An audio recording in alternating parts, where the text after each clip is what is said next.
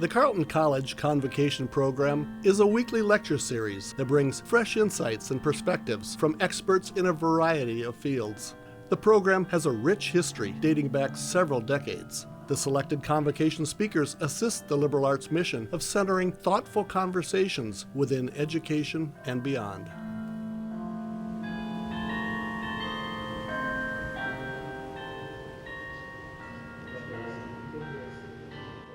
Good morning, everyone. My name is Max Kingston. I'm a junior here at Carleton College. I'm a physics major with minors in music performance and Spanish. And I'm here to introduce Mariela Shaker, who is our convocation speaker today. She is a Syrian-American international award-winning violinist and motivational keynote speaker. Currently is the founder and director of the Highams Park Music Academy in London. Her background in education includes she started playing the violin at the Arabic Institute of Music in Aleppo, and then graduated with a distinction from the Institute in 2004. She completed a business administration degree at Aleppo University while teaching violin, and then went on to do her college and graduate education at Monmouth College and DePaul University in the US on full academic scholarships. She has performed as a soloist with the Mesopotamian Symphony Orchestra, given recitals and master classes at numerous universities, and performed in countries all over the world. She has made appearances at the United Nations, the White House, the Kennedy Center, the US Legislature, and for Her Majesty Queen Reina of Jordan. In 2015, President Obama appointed her a champion of change for world refugees, and in 2017, she was recognized as a high-profile supporter of the United Nations High Commission on Refugees, and honored with the Anne Frank Promise Keeper Award in New York City. Mariela believes in music as a tool to bring people from different backgrounds together and to foster peace and love in our world. She strives to inspire her students to express themselves freely and to find their own unique voice as performing artists. She uses her own voice to raise awareness for refugees and people around the world in need.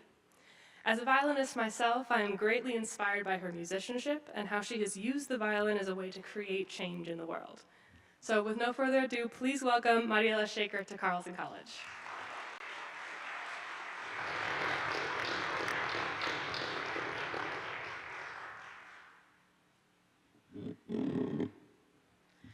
Good morning. I am delighted and honored to be with you today. I would like to thank Mr. Noel Ponder and all the wonderful team at Carleton College for their tremendous efforts and for allowing me to share with you my journey. One that has been shaped by music, by hope, and by the resilience of the human spirit. Music has always been my constant companion, my source of strength, and my bridge to the world. It transcends borders, speaks when words fail, and serves as a powerful tool for advocacy. Through music, I found my voice, and it's through music that I hope to connect with you today. When I was a child, I was accused of being eccentric. I admit that I was different, reserved, and inward. I struggled to fit in within my community where the majority of women stayed home and were discouraged from pursuing their ambitions. I was blessed, however, to have a mother who believed in me and recognized that this life was not enough. She had suffered deprivation herself in her youth and had been unable to fulfill her own dreams. So she decided to dedicate all her energy to me. I must confess that she was often pushy and rather assertive, but she encouraged me to explore a diverse array of opportunities, everything from music school to sports and the arts. Her belief in my ability led her to commit actions that others might consider impulsive. Once, she was bold enough to use her entire monthly salary to pay for my flight ticket from Aleppo to Damascus for a scholarship interview. I love Syria with all my heart and soul, but Syria had never been enough for me, even before the war. When I was 12 years old, internet access was restricted to academia personnel and doctors only. Since my father was an English teacher, I managed to convince him to bring it home, and I offered to pay my pocket money just to have the luxury of communicating with the world. I only had 13 hours a month, but I used it carefully and wisely. Since then, my motto has been, if you have a will, nothing is impossible. My best friend from childhood had immigrated with her parents to Florida when we were in 6th grade. I kept in touch with her regularly, and every time I asked her in my phone calls and emails, how can I find my way to America? I had a great drive to come here for better education and life. My dream became reality 13 years later. I knocked on many doors along these years. Nothing kept me from searching or digging. The urge intensified in 2012 when the war escalated in Syria and my city Aleppo started to mourn its people, day after another. We frequently woke up to massive sounds of explosions. Without electricity or power, I decided to hide in internet cafes to send my applications to schools and programs in the US and Europe. I was struggling in the darkness of a ruined city, running under bombs falling everywhere, trying to find any opportunity for survival. After 6 months of tireless work and sending over 50 applications, a miraculous email landed in my inbox from Brain Tooley at Monmouth College, asking, "Are you alive?" I thought, wow, someone across the Atlantic Ocean actually cares. That email was my visa to the US, as Monmouth College offered me a full tuition scholarship to continue my music studies. This miracle, however, came with its own set of challenges. Even with such a huge scholarship, affording room and board was going to be a great burden. This is because of the huge difference in currency rates between Syria and the US. For example, $1 was 250 Syrian pounds back then, and now it's much, much worse. It's 13,000. In addition, my parents had lost their jobs in the war, and they could not afford to support me with a penny. I searched online for answers to my question, hoping for something extraordinary to happen. During my search, I found about an organization that was helping Syrian students and refugees. I visited their website and started to learn about their donors, searching each name. One of them was a very kind man from Saudi Arabia. I emailed him explaining my story, asking for help. He told me at first that he only supported Arab students who wanted to study abroad in the field of science. But he was impressed with the violin videos I shared with him from previous recitals. I don't know, something in that music must have touched him. We were from two different worlds, and he only sponsored students pursuing science. But music has no boundaries. In a departure from his original plan, he decided to support me for my first year. He touched me so much with his kindness, and he made me believe even more in our shared humanity, as he decided to help without ever having met me in person. I guess music speaks. While I was at the University of Aleppo in January 2013, I had an unforgettable experience witnessing the explosion that ended 82 lives that day. Several of them were friends of mine. At that time, I had just graduated from the University of Aleppo with a major in business administration. I was also employed as a full-time violin teacher at the Arabic Institute of Music. I did not know how I survived that day. I can still hear the sounds of ambulance sirens and the screams of mothers and children in my ears. Later that day, I remember walking to the music school to teach, not knowing if I would make it back home in the evening, as mortars were falling everywhere randomly. My students and I would regularly hide under the table when we heard the airstrikes and missiles hitting a closed neighborhood. Every day, we risked our lives just by being there. Aleppo, on the other hand, before the war, used to be a very beautiful and peaceful city, full of culture and history. It's one of the oldest cities in the world. But after more than 12 or 13 years of war, I can no longer recognize my home. A significant part of its rich culture and history has been destroyed, leaving much of it in ruins. I would like to share a video about Aleppo, showcasing its transformation before and after the war. Let's watch it together.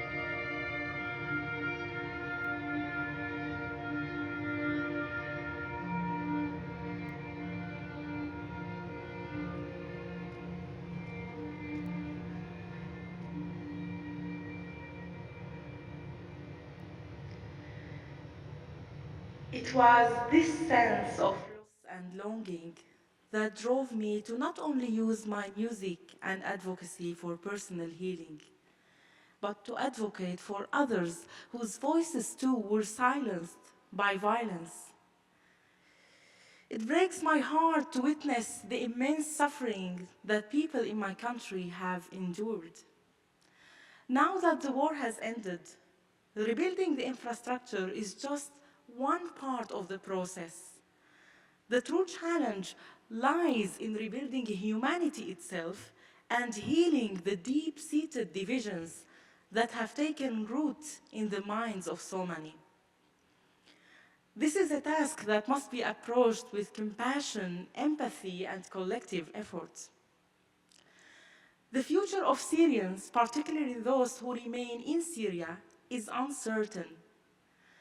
A crucial step toward a brighter future is the establishment of a constitution that guarantees the protection of every Syrian's rights, one that transcends religious divides and all other factors that might further fragment us. Syria has always been a land of rich diversity, and this diversity must remain at the heart of our vision for the future. All my life, I have had a great passion for violin. I would risk my life to keep music alive in that city. But that day when I went to collect my diploma was the day I realized that I needed to leave inevitably. Death in Syria did not scare me, but losing my life and watching my dreams fade away did. There is nothing worse than living in a country where your biggest hope is to see the sunshine the next morning. Aleppo was besieged by the time I received my visa to travel. All the roads in and out were closed except for a very dangerous gravel road. I would like to show you a video from that area.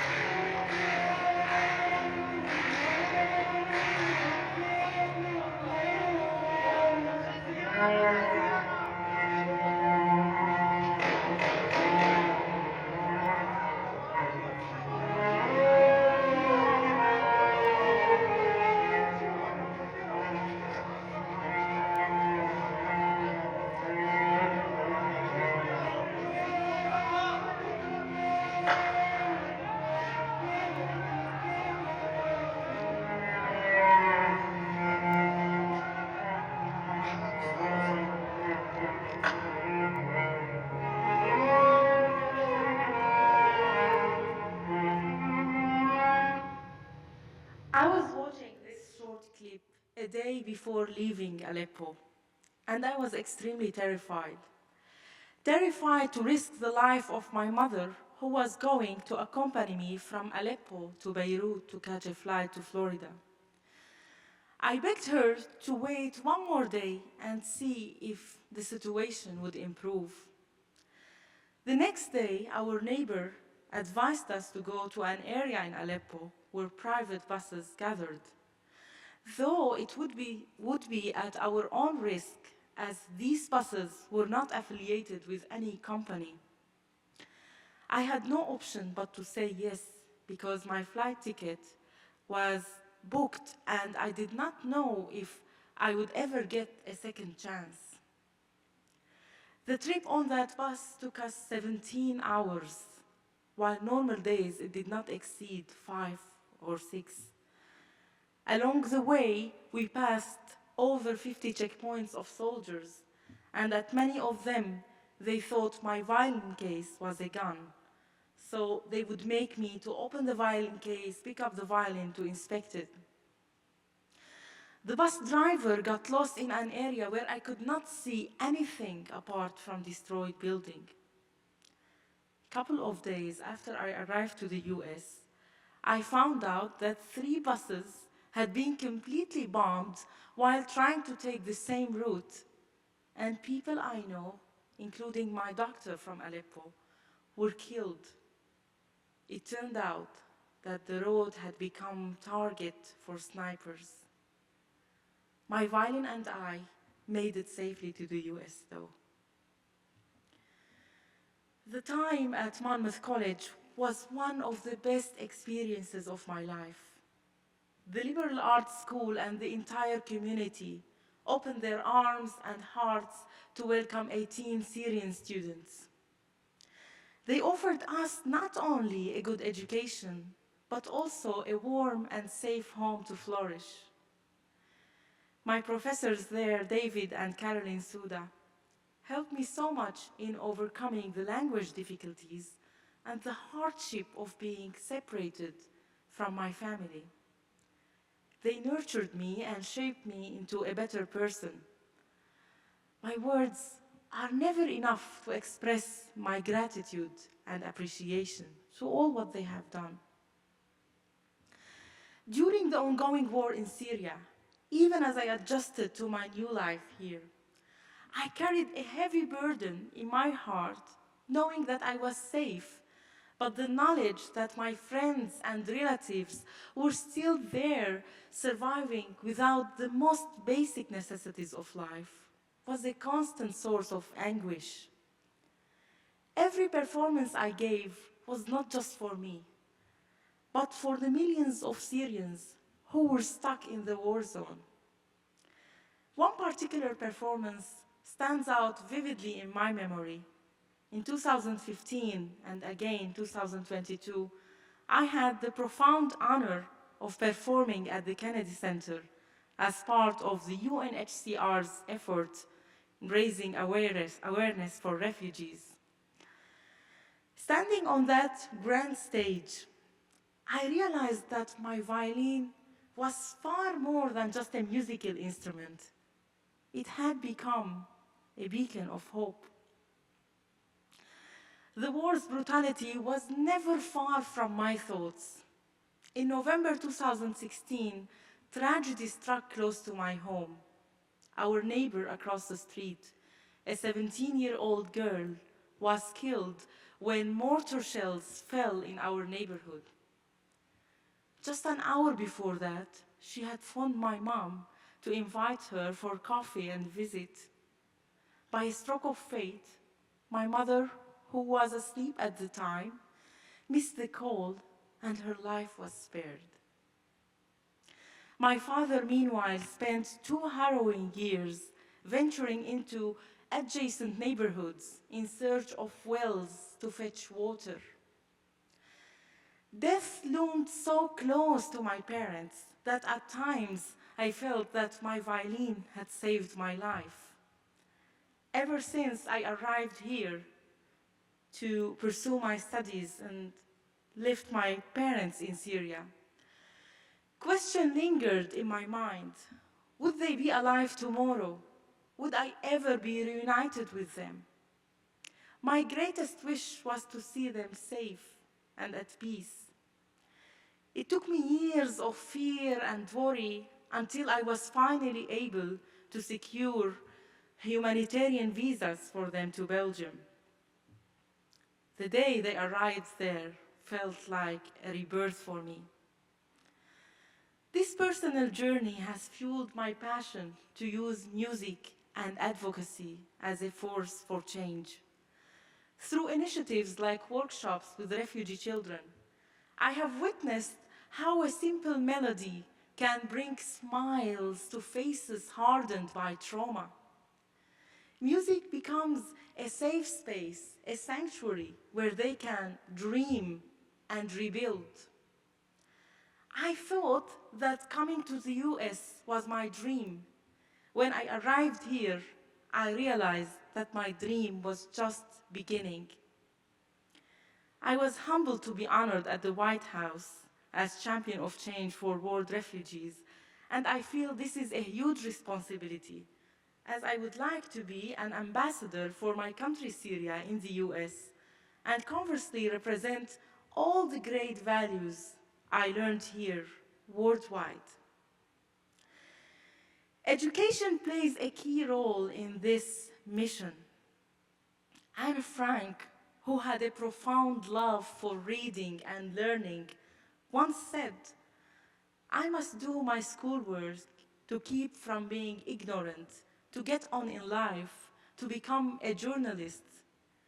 She understood that education is the most powerful weapon we could have to defeat extremism and ignorance.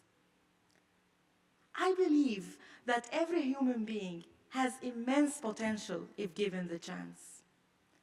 I hope we all appreciate the opportunity of living in a country like the US, where we have the facilities to succeed.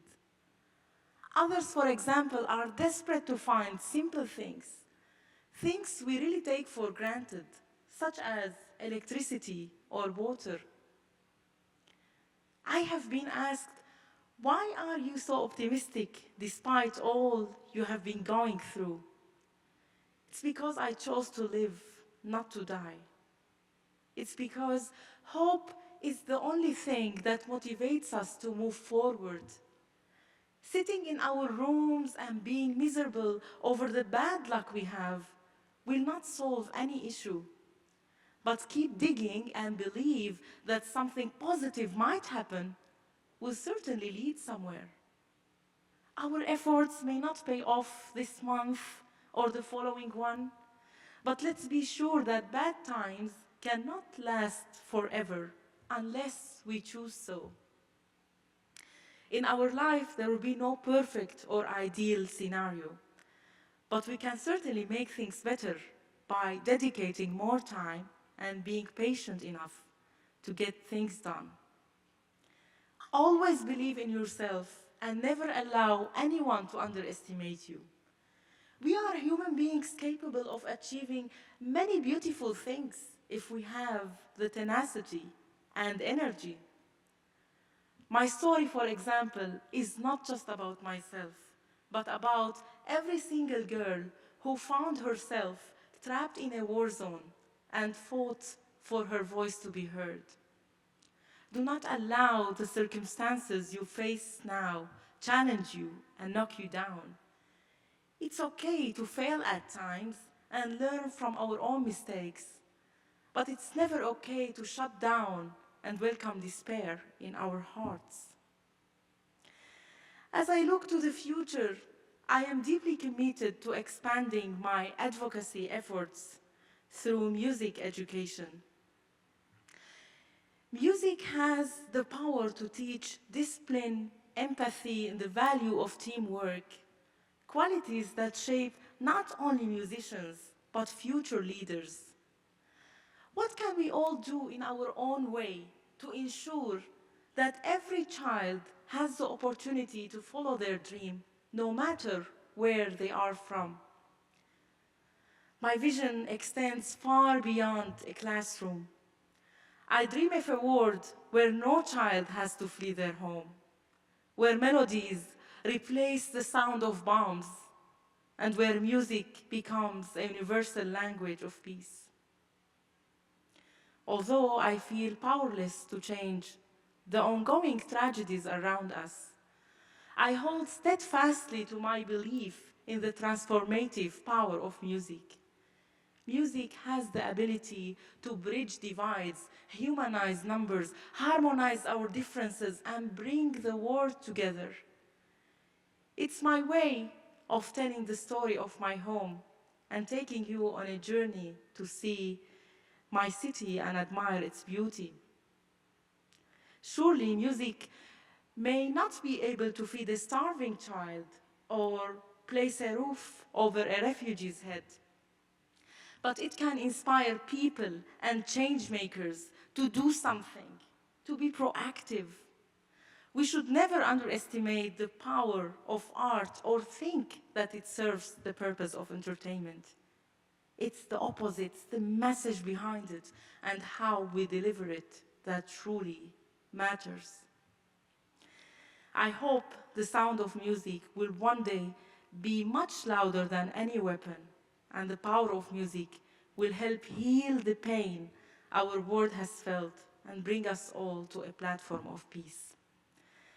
As I bring this talk to a close, I want you to leave with a simple but profound message. Each one of us has the power to make a difference.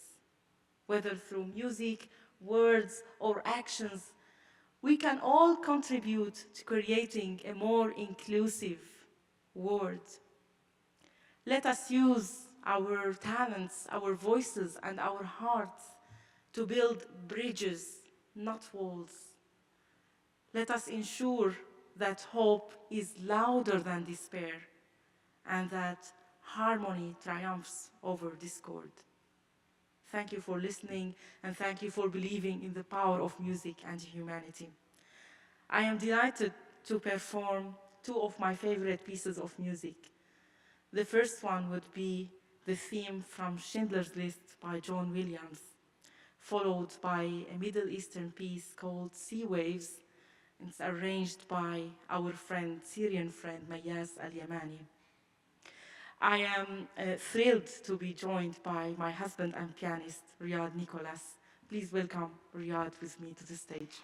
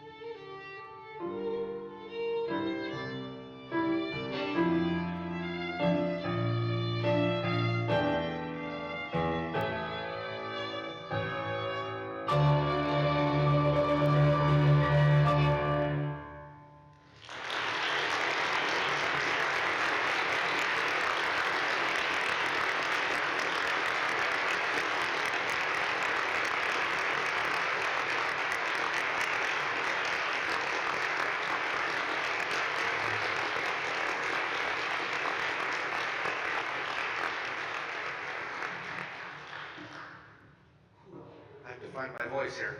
Thank you very, very much, Mariela and Riyadh, for being here with us today, for sharing your story, for sharing your music. And now we're going to ask you to share a little bit more with some Q&A. Just a couple comments before we get to the Q&A. This is the last convo for this term, so we'll see you again in spring term. We want to keep the conversation going, so if you would like to join us for post-convocation lunch, anybody here, again, anybody here who would like to join us, please talk to me afterwards. We do have a few seats left at the table. Speaking of keeping the conversation going, there were some tough subjects here today. If we need to talk amongst ourselves, talk at lunch, but also our chaplain, Skylar, his door is always open if we need to talk. Okay? With that, let's get to the Q&A, and we're going to start right over here. I would like to mention, we want to give priority to our folks who are here in person, but if you're on Zoom and you'd like to send a question, please do so. Hi, can you tell us about the story of your violin and bow, or if you had multiple that have been with you, how did you find them, and what has their life been with you? Do you mean this violin or the previous violin? Okay, so actually, I always dreamed of having a beautiful violin. In Syria, it was difficult to buy and have, a good instrument. So I went to Venezuela because my uncles and relatives live there, and I fell in love with a gorgeous one. My mom promised me that it's going to be a gift when I'm graduating from University of Aleppo. And then upon my return, the war escalated there, and I couldn't get it. And when I found my opportunity at Monmouth College, when I arrived there, my uncle actually flew from Caracas to Miami. I met him there, and he brought me the precious little thing. So actually, it means so much to me because it's a gift from my mom, and she worked maybe 10 years to be able to afford it. So thank you for asking. And unfortunately, you stole my question that I was holding in reserve. There's one there. What a beautiful, very touching, and very moved. It's so beautiful. Thank you so much. Could I ask you what's the last piece, the composer's background? Also, what's about the piece about it? Because I would love to hear more about the piece, what they're trying to... Sure. So the piece called Sea Waves, it's a very traditional folk song that many people sang and played it before. We always struggled, to find that good arrangement for violin and piano. Our Syrian friend, he is based in Qatar. He actually played it with the Qatar Philharmonic Orchestra. And I messaged him, I told him, this is beautiful, I would like to be able to play it. So he made this arrangement, especially for Riyadh and myself, and we are so proud to be able to present it, and I'm so glad that you liked it. It means a lot that I'm able to bring something from my home to you all, especially that it's written with westernized harmonization. So thank you. I guess I'll pop in with a question. And what is your tour like in the United States? I believe you said you were in Texas before this. What is your next stop? So we were in Texas for the last 4 days. We had the mini residency at the University of Texas at Dallas. We gave a master class, and we also performed a recital. I also shared my story. And it was wonderful to also interact with their students. Here I am. I am privileged to be with you all, and thanks for coming, attending this event. Actually, time for us to go and see our little one, because we have deserted her for a week. So we have a 3-year-old daughter, and in April, we're going to travel again to Princeton University. Thank you for your speech and your performance. I just have a quick question, and it's, I think, simple. I don't know. What message do you have for young Syrians today? I still have very close friends there, and every day I speak with them. I tell them not to lose hope, to have the courage to fight for their dreams. The most painful thing that I hear from them, that they have no motivation to carry on. After all these years, they feel like jeopardized. They feel so, so much pain and so much drama. So I always tell them, I'm here to help. If you need to send applications, if you need to do workshops outside, because they're also musicians' friends, I am here to help, and I would do whatever I can to be able to give you a glimpse of hope, give you a hand if you need to. I share this message and give it to everyone. Hope is what we need. And apart from hope, the energy, which is 2/3 of success. If we have energy, we have a way to go.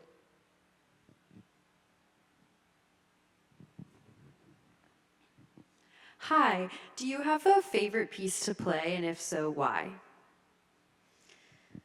I have played a lot the theme from Schindler's List, because I feel it commemorates the cause of the Holocaust, and it is what we need now, to feel each other, to feel what's happening, and learn from what happened in the past, instead of repeating it over and over, to learn from it and have peace in the world. I feel this is crucial for everyone, to be able to have a normal life, decent life, what we all deserve. So my message is about unity and peace in the world.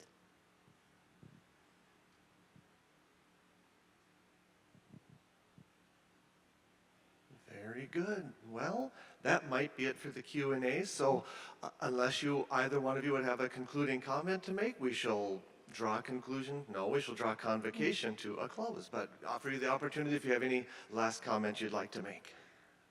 Would you like to? Well, just to say thank you. You talked a lot, yeah. Thank you so much. for coming here. We really, felt the energy, and we really enjoyed the visit here. So thank you so much. Warm hospitality. Thank you for having us, and we are amazed to see the facilities at your school, and we consider you guys lucky to have all that, so make sure that you use it. Excellent point. Thank you very, very much once again. Thank you all for being here as well.